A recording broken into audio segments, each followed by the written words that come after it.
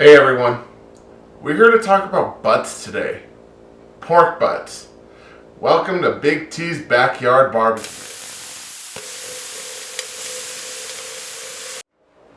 Contrary to popular belief, the pork butt does not come from the hind quarter of the pig, it is actually the front shoulder blade. Today, what I'm going to show you on this video is going to be how to properly season the pork butt, and then it's going to be how to tend to the meat during the smoking process, also how to let the meat rest after the smoke has fully completed. So next, what I'm going to show you is the application. So here's our pork shoulder. What I'm going to demonstrate here for you is just how to trim the shoulder just to get a little bit of the fat off.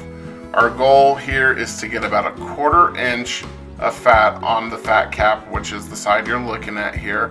This way you have a nice render in the smoker, you don't lose any flavor, but when you go to shred this at the end, you're not eating a bunch of fat at the end of the day.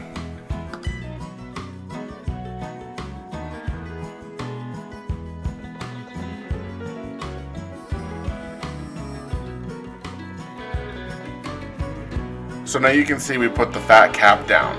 What you're looking at, what I'm going to be cutting here, is called connective tissue. It is a type of fat, but I don't like the flavor or the texture of it. It comes out a little more stringy, so I'm just not a big fan of it. You'll see me try to get rid of most of it that I can. Just not a big fan of the flavor or the texture it gives out like the other side does.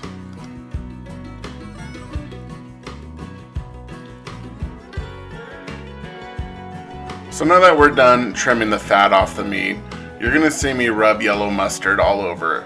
What this is, it's called an applicator.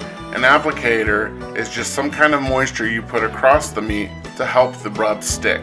This also creates a nice crust and flavor profile as you bite into your meat after the smoke has commenced.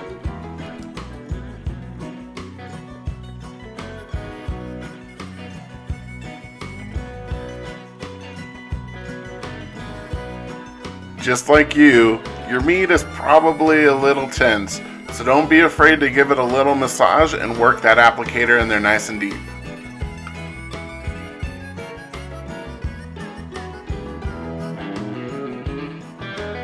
Now that the applicator has been put across the shoulder, it's time to put the rub on. Today's rub, the butt rub. It's not something that I made myself, but I actually ordered off Amazon. It's something that I like to use for our Whole30 trials because it doesn't contain any sugar in it, and it's got all the spicy stuff in there that I like to typically put in all my rubs, such as cayenne pepper, and there's some jalapeno pepper in there actually too. So it's got a nice kick to it that I typically like. So notice that I'm holding the shaker about 6 to 8 inches above the meat, and I'm creating a nice even layer of rub across the shoulder as well.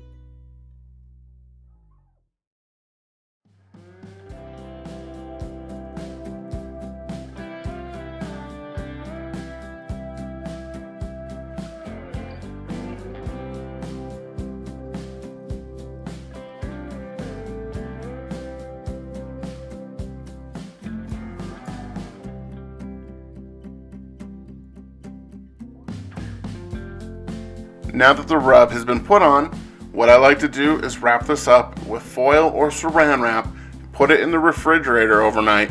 That way the rub and the mustard sets in and creates a nice flavor profile all across that shoulder. Then the next morning, I'll take it out about an hour before I'm ready to smoke. That way it warms up to room temperature a little bit, and there's not such a drastic temperature change from the refrigerator to the smoker.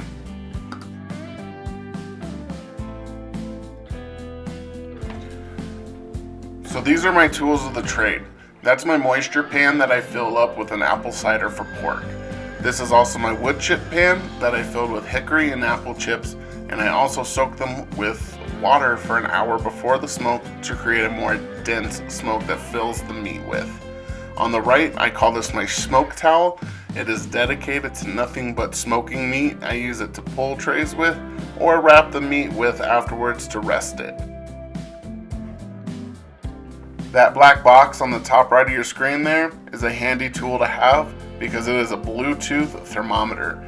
It is handy when you're smoking meat overnight, and you can check the temperature of your meat from the comfort of your bed right from your cell phone. When smoking a pork shoulder, you're going to want to open up the smoker every 2 hours and take a spray bottle full of apple cider vinegar and squirt the pork shoulder. That way you just get some moisture generated throughout the meat and it doesn't dry out.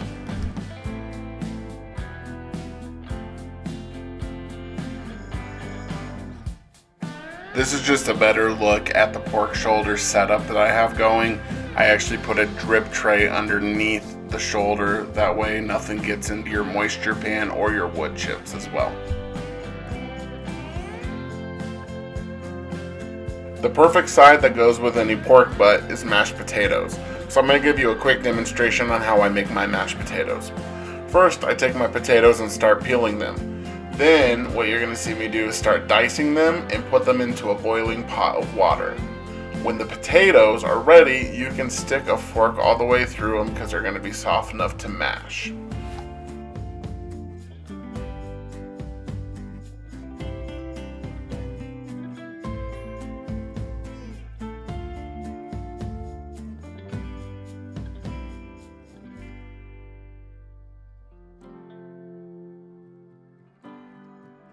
The potatoes have boiled through and I've strained the water. Now I add milk and butter, just enough to get the right consistency that you desire. It's best to start with a little milk and add as you go. In this case, I actually did too much milk, which I hardly ever do. But of course, since I'm making the video, I messed up. The same rule would also apply to salt and pepper. Just start with a little bit and add as you go so you don't over salt or over pepper your potatoes.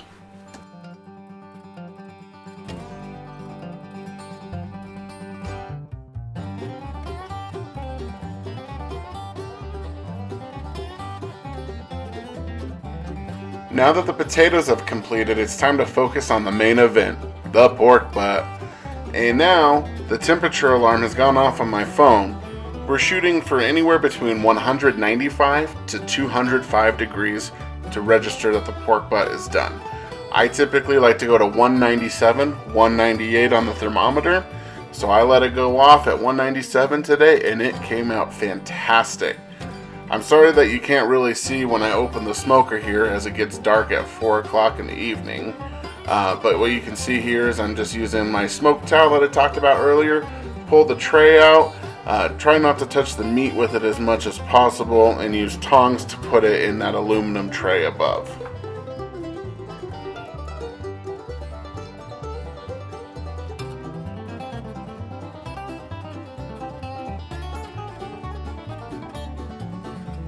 So now it's time to talk to you about how to rest meat and what resting meat means. When the shoulder is in the smoker, it's going to start sweating, drawing that moisture to the outside of the meat. So resting it, you're going to put it in something that'll slowly, gradually bring that temperature down without losing the moisture and bringing the moisture back to the center of the cut that you're smoking. How I prefer to rest my meat is to put it in the aluminum tray that you see here, wrap it with aluminum foil, then I'll take that smoke towel that you saw me pull the tray with earlier, wrap that around it, and throw it in an insulated cooler for about an hour to 2 hours, but no more than that.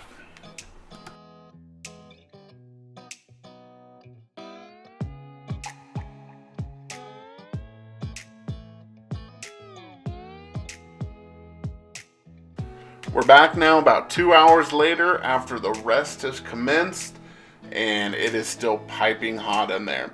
So I recommend using tongs or maybe 2 forks to shred the pork. I burnt my hands a little bit here, but I was just so eager just to see how the pork butt turned out. It came out super tender, super moist, and then you'll just see this bone fall out of the meat here in a second. This was a great cook. It came out so good.